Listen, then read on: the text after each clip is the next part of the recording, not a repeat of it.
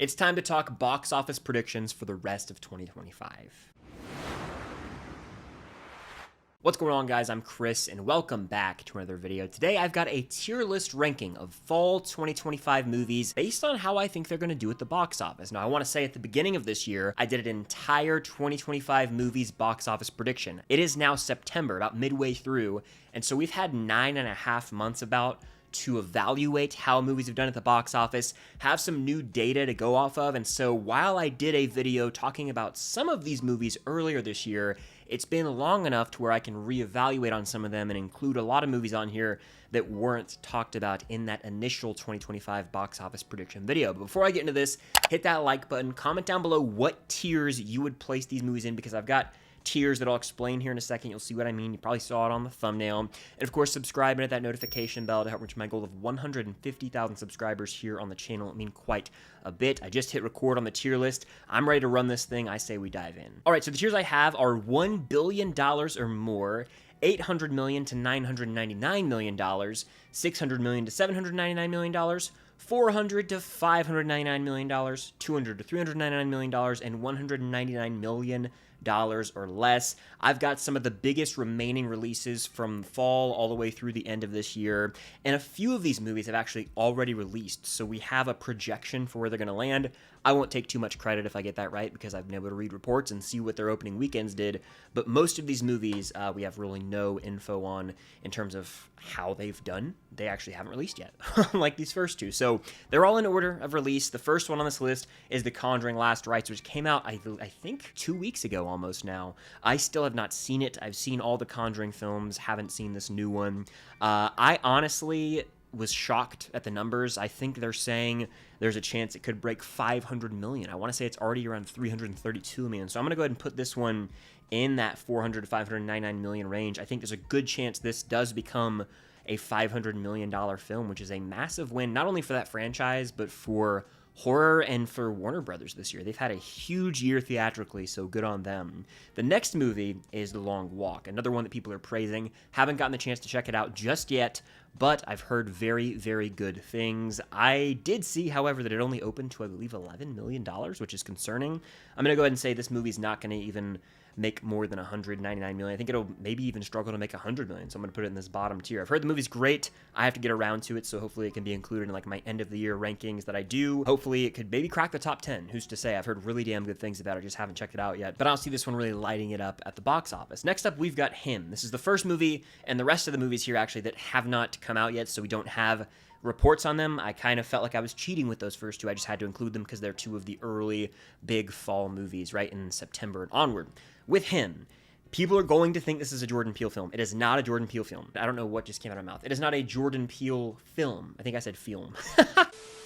It's not a Jordan Peele directed movie. There you go. I know they're pushing it as that. It is not. That's going to confuse a lot of people, a lot of the casuals, you know what I mean? They're like, oh yeah, Jordan Peele directing it. He's not. So when it comes to this movie, it's a September horror film. People are starting to get that spooky season, craze. It's a unique concept. I'd have to look at the Jordan Peele horror film numbers at the box office. They typically do pretty well. I will give this, because it's horror, and horror usually is highly profitable, and they've marketed it decent, I would say this could make 200 million. So while I should probably put it in like the 150 range, I'm going to say it can get like 205 at the box office. The reason I give it the push is the Jordan Peele name. I think that carries a lot of weight, and because they're going to be pushing that heavy in marketing, that's going to get it the bump to get it to like 205. I could be way off here. This could be a bomb and not even make 100 million, but I'm going 205 with Him. Next, we have One Battle After Another. I'm seeing this next week. Can't wait. It's one of my most anticipated of the year. Love me some PTA, Paul Thomas Anderson, who's directing, but of course, Leo. Anytime he does anything now, it's an event film. This was in my top 10 most anticipated coming into the year. However, I'm very self-aware of the fact that this movie will probably flop at the box office. It's not the kind of movie that people are going to be rushing out to see. It comes out, I believe, September 26th is the Friday. So look, it's not going to do well, and it has a huge budget. It's a bummer. I want this movie to succeed, but I look at something like Killers of the Flower Moon as a comparison point that also stars Leo. That's about a 3-hour-long epic. Granted, that movie was probably 3.5, damn near 4 hours, but still, this is about 2 hours and 42 minutes. It's being marketed strangely. Like, I'm not sure they're doing the best job at selling people on this movie. And so it could be a Babylon situation. I don't want to be that harsh, but like a Babylon situation in terms of big budget, big cast, big name director. People just don't show up to see it. And I think that might be the case here. It scares me. But I'm putting this one at the bottom of this tier list. I'm putting it right here in the 199 million or less. I'd be surprised if it broke 200. I think it does like 150, and that's probably its ceiling. Opening weekend is going to be big for this because in October, you're getting movies like Tron. You're getting, I'm looking at the head, you know, into the horror season. Then into November, it's going to be pretty much done with its theatrical run. So the opening weekend is huge, and I think its opening weekend is probably 20 to 30 million domestic. So I don't see this one doing 200 million. I think that its ceiling is like 150, so that's why I have it in that bottom tier. Next up, we have The Strangers Part 2 or Chapter 2. I threw this one on here because it is one of the bigger horror releases of spooky season. Never saw the film that came out and was apparently god-awful. I think that was a year or two ago. This is probably not even going to make $100 million. I think the first one struggled to get there. I don't think it did. Maybe 60 million, it said, from my research, so I'm putting it back here at the very back. I think that it will make the least amount of money out of probably any movie on this list. Next, we have The Smashing Machine. The Rock Oscar season, question mark? You never know. This is a movie that fascinates me because it is directed by one half of the Safdie brothers, and that's Benny Safdie, mind you, who's directing this film. The Rock apparently does deliver an Oscar-worthy performance here. He's doing more dramatic stuff, which is good for him. He's switching it up, you know, flipping the script for him. When it comes to the box office results, I don't see a biopic with The Rock about a fighter doing too well, so I'm putting it in the bottom tier. I think this is the kind of movie that's not designed to be a box office behemoth, but it'll do what? What do you guys think? Let me know in the comments down below. I'm thinking like 100 million tops, and that would be a big win for it because it's not that kind of movie. So I'm going to put it like right here. Yeah, we'll actually say, yeah, like right there in the bottom tier. Next, we have Tron Ares, the first legitimate contender that could make the most money out of the movies I've listed. The first Tron, I don't know what it did way back in the 80s, but Tron Legacy did 400 million even. I looked it up before I filmed. I have a decent feeling with, of course, the recent rise in popularity of this IP at the Disney parks, of course, Magic Kingdom. I know not everyone goes to Disney, but that is still a big thing. And then, you know, the Tron Legacy hype, there's still hype there. People still talk about that movie. There's a bit of a cult following for the Tron franchise. I have a feeling this one will do less than Tron Legacy, but still, you know, 200, 300 million. So I'm going to put it right here. And maybe I'm off. You know, I think it does 350, and that's a win for it, honestly. I don't know what the budget is, but 350 is the number that pops in my head. 400, again, that is what Tron Legacy did in 2010. I think that, yes, there's some Tron buzz, but you also have to think Jared Leto is kind of a box office poison, right? A lot of people don't like him. I know I don't care for Jared Leto, and he's like the face of this movie, so that might deter some people. 350 mil is where I'm at, and that's its ceiling. I could be off. It could bomb, even worse than that. It could do 450, but there's no way this movie does 600 million, in my opinion. Next, we have The Black Phone 2. I haven't seen The Black Phone 1. Plan to do my homework beforehand, though. I've seen this trailer. It looks eerie. It looks creepy. It comes out about a week or two before Halloween, I want to say. So this could be have a big push for people going to see this right around Halloween, get that horror fix in, you know what I'm saying? I'm going to put this in, I think the first film, I looked it up, did 161 million. I think this does more because of the star power now with Mason Thames, or Thames, if you will, the actor from How to Train Your Dragon. He's got a big pull with the younger audiences. Ethan Hawke is big. It's a spooky sequel. I think this could do 175, tops 200 mil. I'm going to put it right here. I think of the movies down there, it has the best chance to make the most money. But a lot of these films, guys, they're not going to be huge box office hits until you get into the Thanksgiving and onward time period. Now we have After the Hunt. I'm very confident this movie is going to underperform greatly at the box office. Of course, it has Iowa Debris, Julia Roberts, Andrew Garfield. It's directed by Luca Guadagnino, who did Challengers. But Lucasfilms have never been box office hits. Even Challengers with Zendaya underperformed greatly. This is not going to make 100 million. I'm putting it at the very back right here. I think it could make more than The Strangers 2, but even then, that's just because of Andrew Garfield and film Twitter. So there you go. Next, we have Springsteen, which is a real interesting movie. I believe Deliver Me From Nowhere is the title. I can never sleep on a music biopic, especially one about someone who means so much to the American people. Right? If you get an icon, like Bruce Springsteen, for example, or like whenever that Michael Jackson film comes out. Those are big names in music for people. They're diehard fans. Bohemian Rhapsody did well at the box office. Rocket Man, I believe, did pretty well about Elton John. So popular band, popular musician in the U.S., those movies have legs at the domestic box office. Deliver Me From Nowhere, I can see and maybe this is insane, I think it could make 200, 300 million. It just depends. I think 200 million would be a massive win for it because it's not going to have a crazy big budget. And again, this could be out of touch. It could be, I could be inflating this here, but I think it could do, we'll put it right here in the middle, about $215 million, I think is an appropriate number. And that would probably be a big win for it. I just think Bruce Springsteen, you got to think all the dads that are going to want to go see that movie in theaters. We shall see. Now, next is a big one. It's Chris Stuckman's movie, Shelby Oaks. This is, of course, directed by movie reviewer Chris Stuckman, who is an inspiration to many of us here in the space. I've watched Chris Stuckman videos for as long as I can remember. I haven't as of late as much, but growing up, in high school, I watched them a lot more. Chris Stuckman, directorial debut. You got to think, we're all, if you're in the movie YouTube space, you're heavily biased because you're like, yeah, I know who Chris Stuckman is. And 99% of people, or a lot of people who just go see movies, they don't really know Chris Stuckman like that. And it's more of a niche thing for the people like us who are in the movie space, right? Still, it's an original horror film. It comes out around Halloween. I think this movie does decent for, what it is, but it's not going to make a ton. I'll put it probably at the back, honestly. Of all the movies, it probably will make the least just because it is not a big franchise. It's a standalone horror film. Maybe there's a cool push, who knows, really? It could be a surprise smash hit, but I don't see it doing 100 million. I think it does $40, $50 million. That'd probably be a pretty big win, though, based on the budget. Next up, we've got Predator Badlands, which you'd think the Predator movies would do numbies, but they really don't. The last one that was released theatrically was The Predator, and that did about 160, so that's not great. I think Predator Badlands does well because of the success of Prey and Killer of Killers on streaming. And so I do think this movie cracks that 200 million range. It's like a big action movie. Alien Romulus came out last year. That was a hit.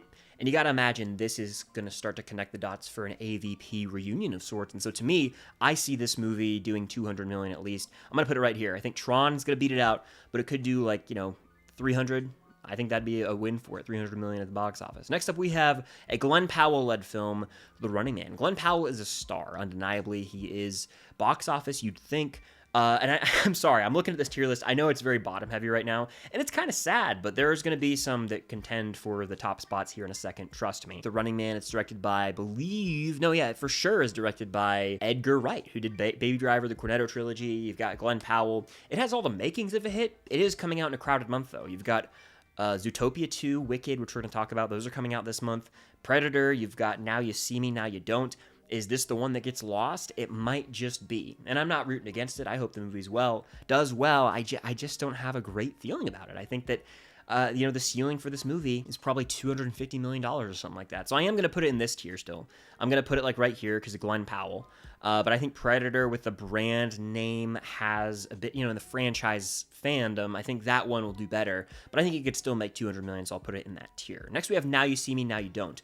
Fun fact, these movies have both made about $340 million, the first and second. I think this one's going to make $300 million because of that, so I am going to put it actually above Now You See Me, Now You Don't. I'm going to put it right here. I think it makes a good chunk of money at the box office, and that's a win, right? Not every movie needs to make $1 billion. Not every movie needs to make $800 million.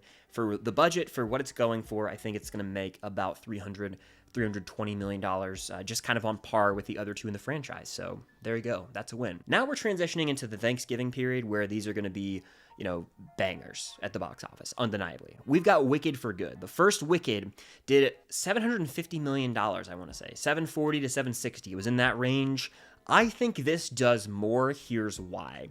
People have had an entire year to hear about Wicked. They've basically been marketing this movie for an entire year with home video release, the trailer, the soundtrack catching traction, the social media buzz of the first Wicked. Everyone who saw that first movie is going to want to see the conclusion. So you got to factor in all the money this movie made. Most of the people are going to go back and see the sequel. Then you've also got people who have been won over the past year because they've watched it on streaming or have just recently checked it out because, I heard this song on TikTok, or I like Ariana Grande. You got to take into account all these factors. I think for Good, it's going to get really damn close to 800 million.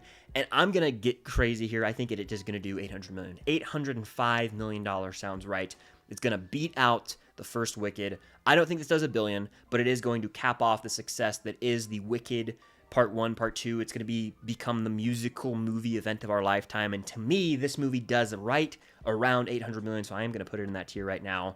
Sounds crazy. I think 750 comfortably it does. I think there is going to be that push though because of the Thanksgiving time release and just the hype from the first movie. People want to be included in the conclusion, theatrically speaking. I'm going about 805 million for Wicked for Good, which could be too high, but hey, the first movie did, like I said, around 750, so that feels appropriate. The sequel, with all the hype that's been building up to it, more people will want to show up for this movie, in my opinion, especially if they end up doing re-release like a month later with sing-along versions. That is where the money is really made. Then we've got Zootopia 2, another banger at the box office. The first movie did $1 billion, so this is a sequel to a $1 billion club film.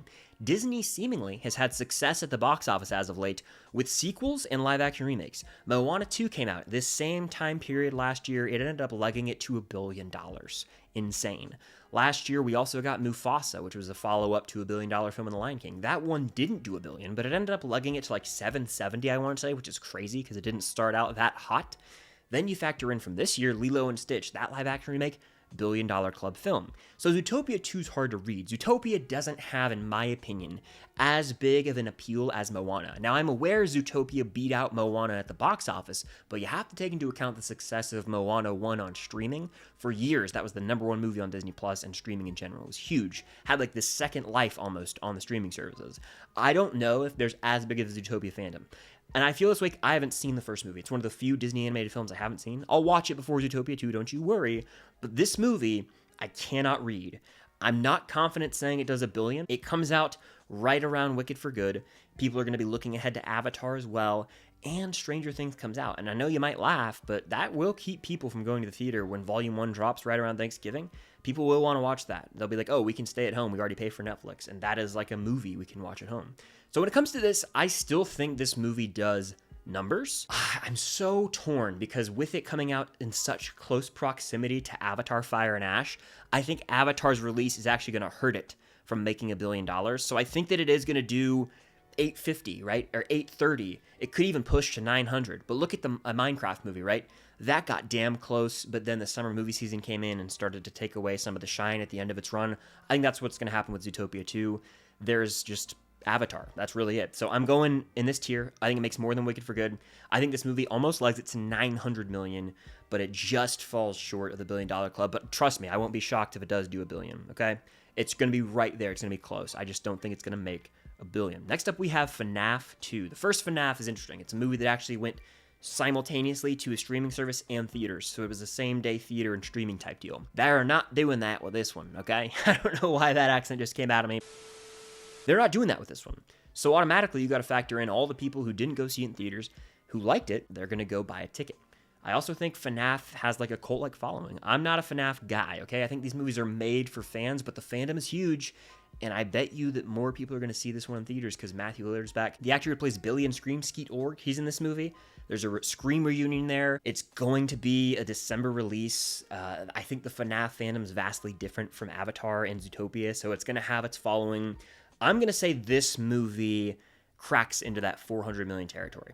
I don't know. I got a feeling. The first one did almost 400. Without the same day streaming release, I think this one can do 400. I'll put it right here. I think Conjuring's going to end up beating it out, but FNAF 2 is still going to make its money. Now, of course, we've reached the highest grossing movie of the year before it even came out. I mean, we knew this was going to be the highest grossing movie of the year.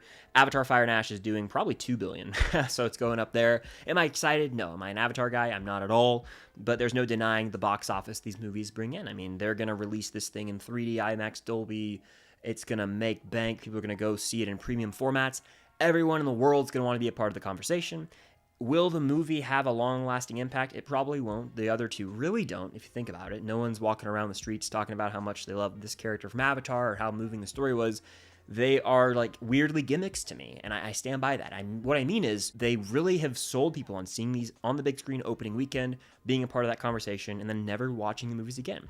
It's like, boom, they're hot commodities for 3 weeks only, and then they're gone, and you wait a few years for the next one, and that's it. But no one's rewatching these movies, really, that I know. No one's like a huge diehard Avatar fan that I know, and that's fine. They just don't really have a cultural impact, which I find bizarre for them to be making that much money. It's a gimmick, in my opinion. That's not to say they're the worst movies I've ever seen, but I definitely think they're wildly overrated, and I've always felt that way. So this one will do $2 billion, probably be a top 5 highest grossing movie ever. I may not even see it. Full transparency, I may not see it. I forced myself to go see the second one, endured it in theaters. I may not see this one. There's a chance I will. I know that a lot of you guys probably want to see my review, but at what point do I just say they're the same thing over and over again? And that's that. So anyway, the last movie on this list is the new SpongeBob film, which I think is going to bomb.